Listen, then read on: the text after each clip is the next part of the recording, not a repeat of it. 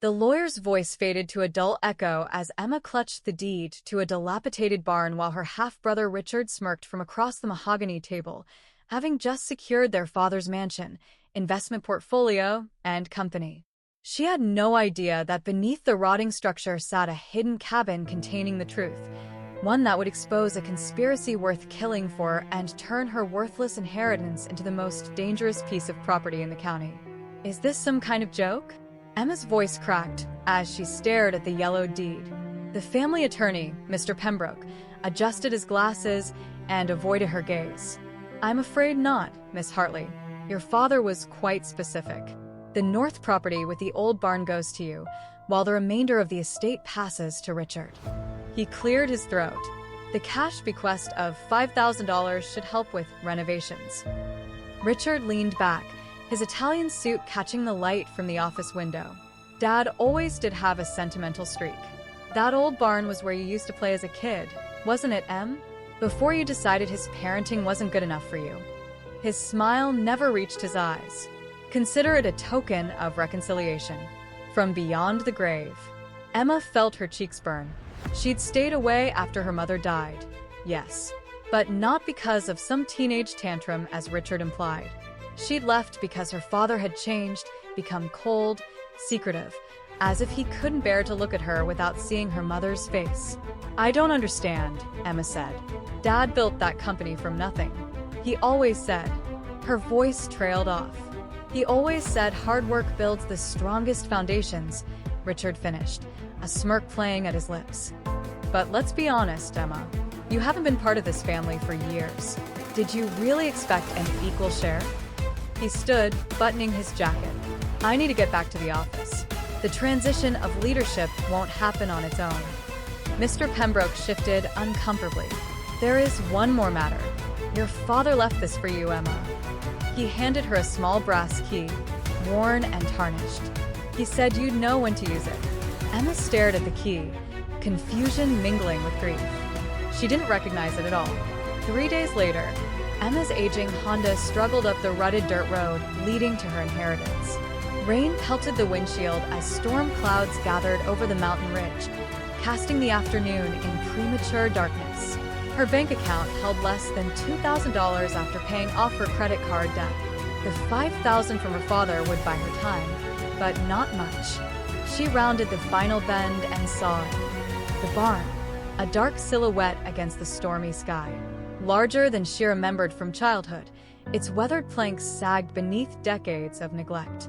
The surrounding 20 acres were overgrown, wild and unkempt. Home sweet home, she muttered, pulling up to the structure. The rain intensified as Emma forced open the barn's side door. The smell hit her first: old hay, dampness, and decay. Pigeons scattered from the rafters as she stepped inside. Shafts of gray light filtered through gaps in the roof, illuminating dust motes and cobwebs. What am I even doing here? She whispered, her voice swallowed by the cavernous space. She'd spent the past decade building a life in Seattle, far from her hometown's memories. Now her graphic design job was gone, her apartment too expensive, and her father dead, leaving her nothing but this rotting building and a mystery key.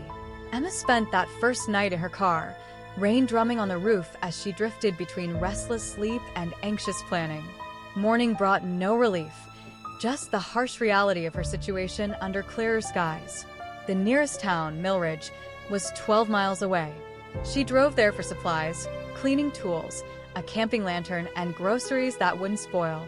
The hardware store owner narrowed his eyes when she mentioned the Hartley barn.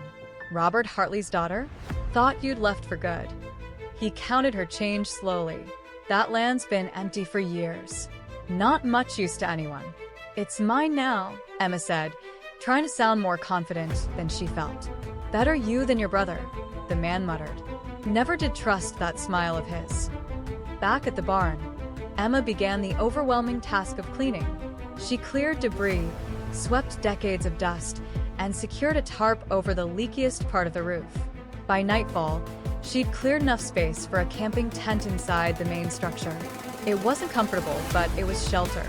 The next morning, she began inventorying what remained in the barn: old farm equipment, rotting hay bales, and miscellaneous junk. In a back corner, she found a workbench with her father's initials carved into the wood. She traced the letters with her fingers, remembering him showing her how to hammer nails when she was 7.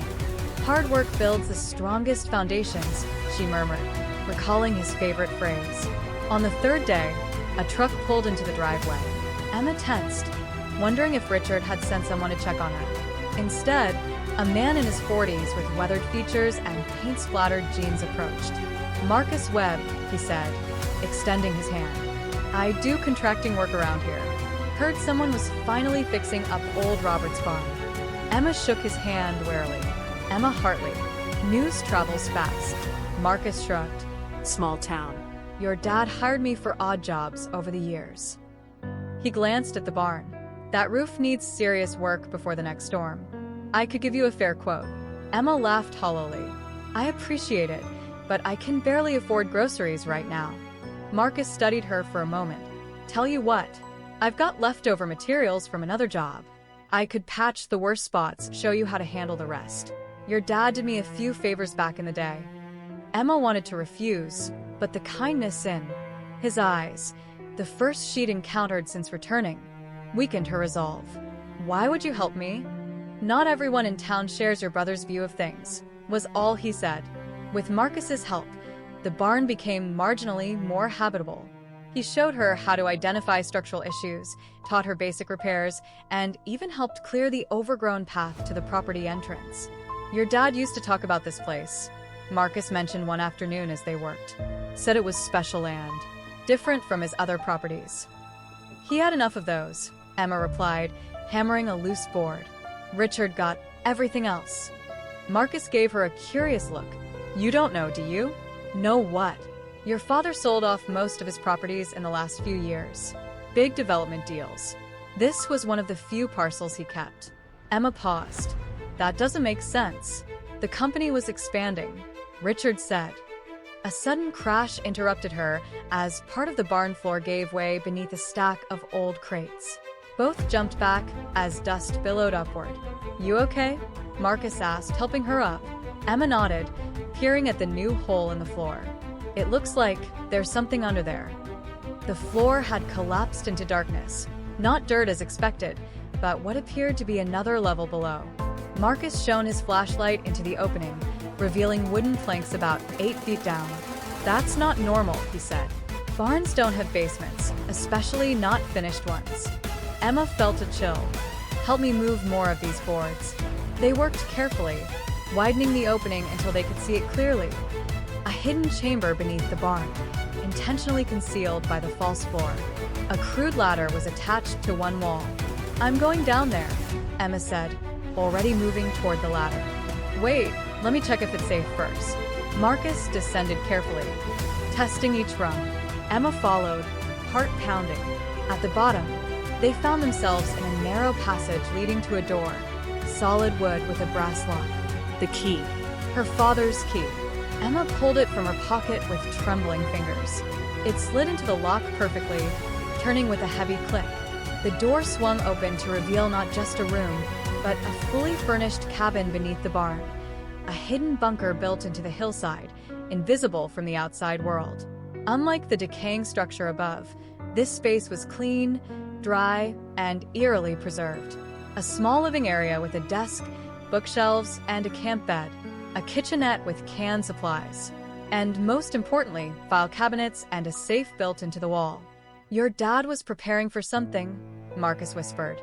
Emma moved to the desk, where a sealed envelope bore her name in her father's handwriting. She opened it with unsteady hands and began to read. "Emma, if you're reading this, I've failed to fix things in time. Richard discovered what I was doing. The evidence you need is in the safe. The combination is your mother's birthday. Be careful. Remember what I taught you about foundations. They reveal the truth of what stands above.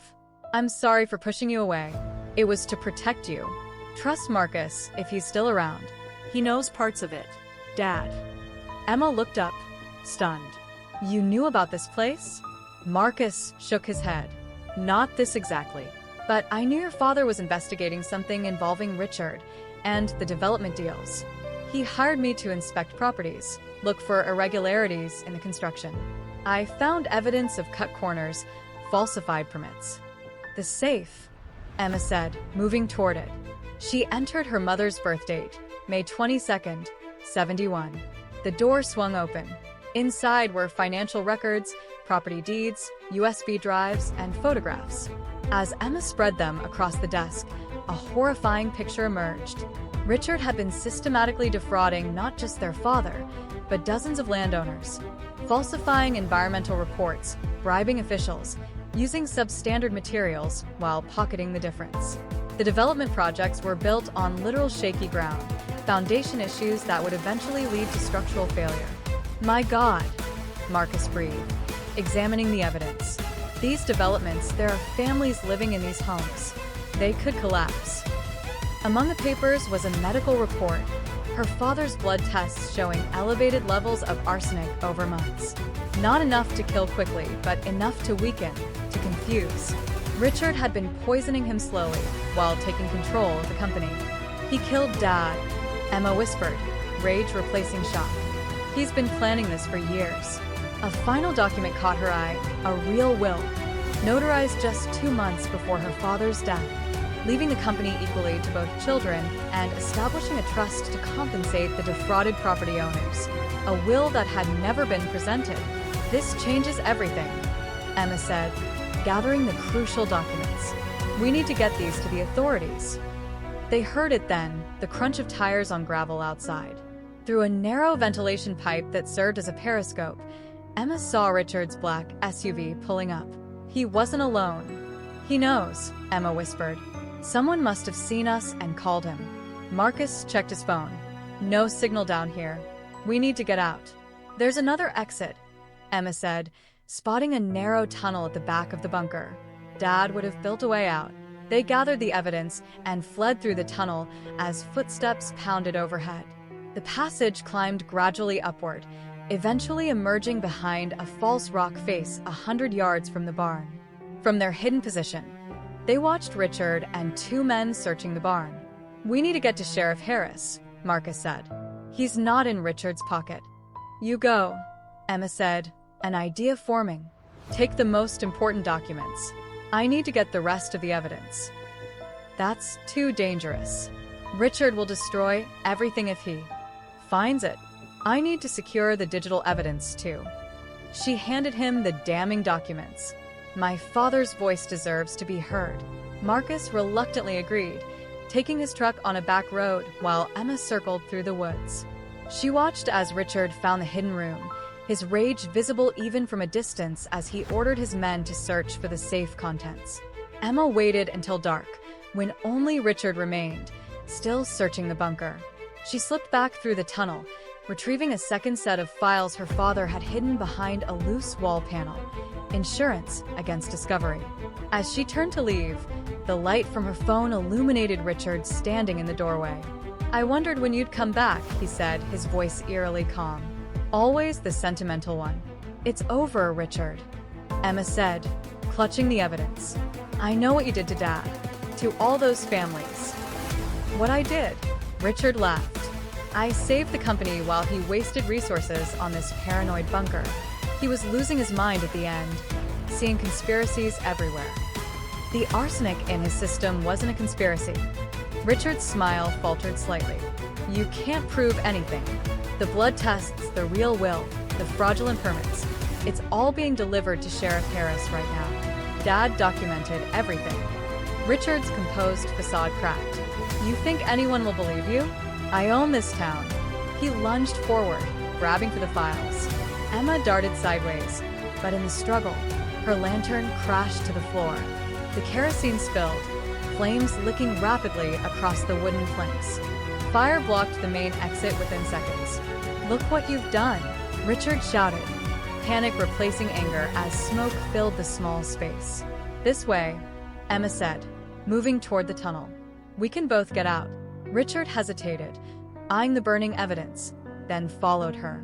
As they emerged from the hillside exit, the wail of sirens filled the air.